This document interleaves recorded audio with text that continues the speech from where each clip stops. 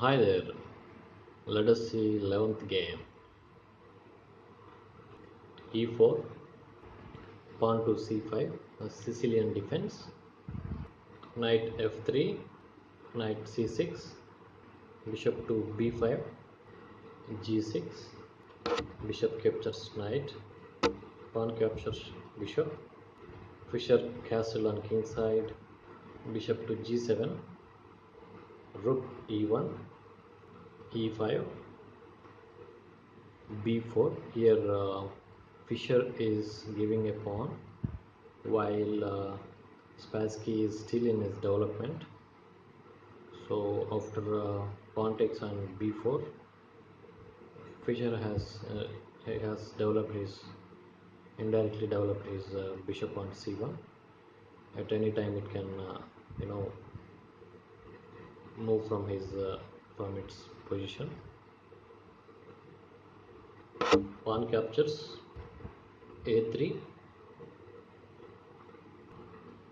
Spassky played c5. Instead of playing to c5, he should have captured on a3 or some other move he could have played, but c5 is not that good idea. Pawn captures on b4, pawn takes on b4, d4,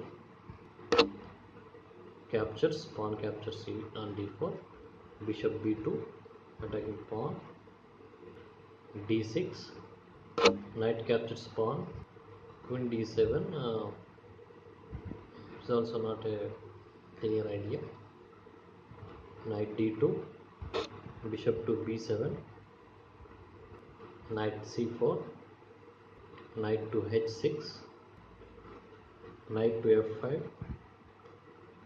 Now many threats. Knight can take on g7, knight can take on d6. So if Spassky played bishop takes on b2 and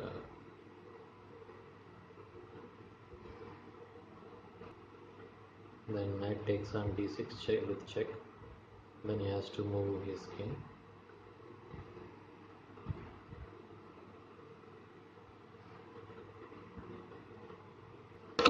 Bishop captures bishop, knight captures on d6 check. If Spassky played his king to d8, then knight takes on b7 with check. He cannot capture with the queen because queen is pinned. So here Spassky can play his king to f8, king f8, knight captures knight. Now here Spassky cannot capture rook with the bishop because after bishop takes on a1, queen takes on a1, threatening h8 rook. Then maybe Spassky can capture d6 knight. Then queen takes on h8, king e7, queen takes on h7, and if some other move because to protect f7 pawn, Spassky will play rook to f8. Now maybe Spassky, maybe now he plays queen to g7 again to bring back queen to a1 because of black queen to d2, where if Spassky queen comes to d2, he is threatening both rook on e1 and c2 pawn. So even bishop takes on a1 will also close the game. So Spassky played f6,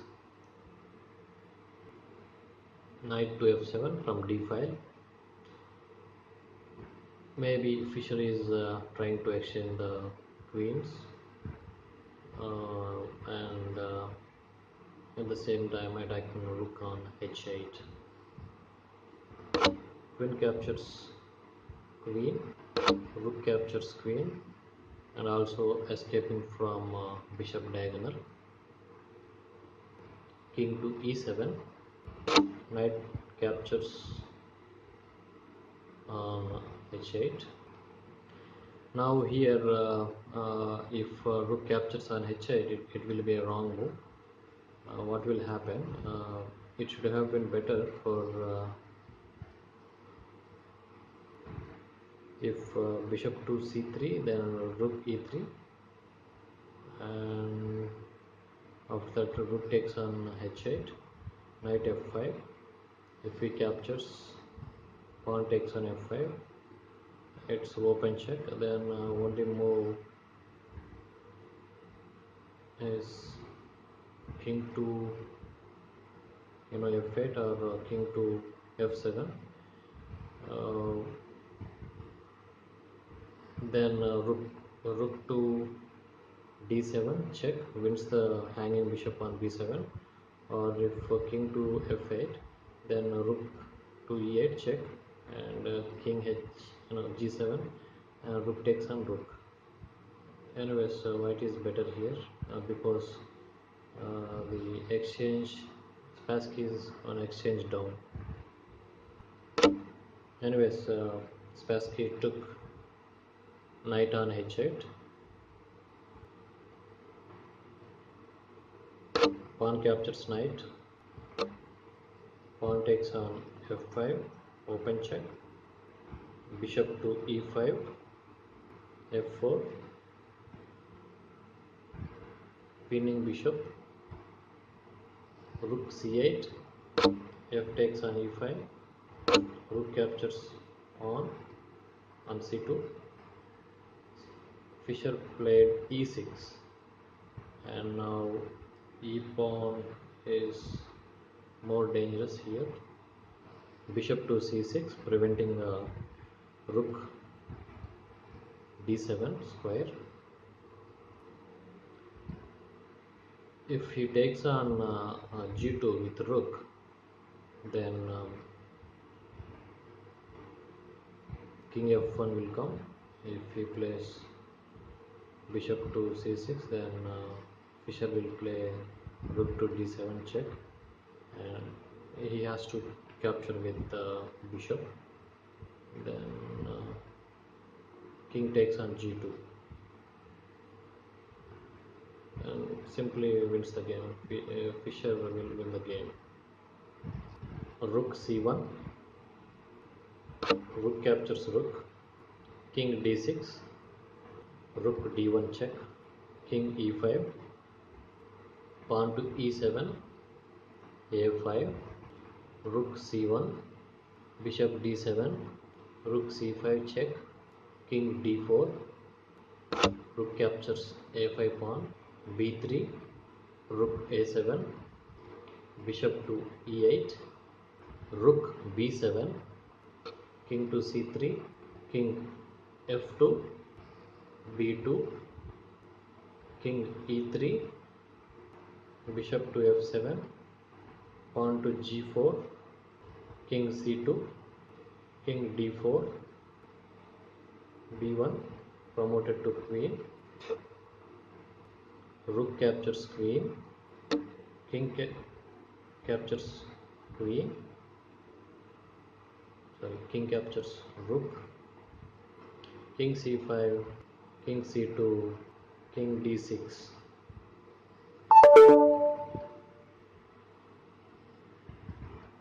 Here Fischer is near to h7 and f6 pawn,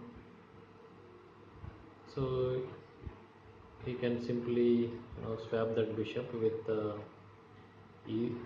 e8 pawn, because after e8 Fischer will promote queen, and if Spassky captures on e8, king on d7 will capture on e8, and it's game over, because king is on the 8th rank and he can simply capture those two pawns, and he will promote one of these three pawns. That's the end of game number 11. Thanks for watching. If you like the video, please like, share, subscribe.